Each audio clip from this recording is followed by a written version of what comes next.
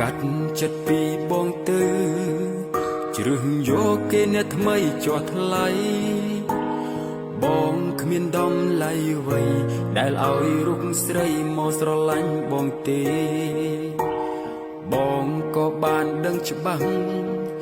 ថាបងមិនស័ក្តិសមនឹងមាសមេ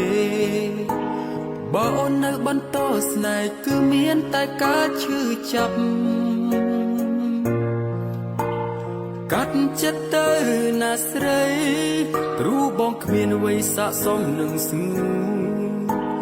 មានតែការឈឺចាប់ឲ្យអូនមានដឹងទេមានតែទ្រាំកាត់ចិត្តត្រកូលអូនឲ្យទៅរូបគេទុំដឹងថាឈឺចាប់ក៏បងសុខចិត្តដើម្បីក្តីសុខអូនណាថ្លៃ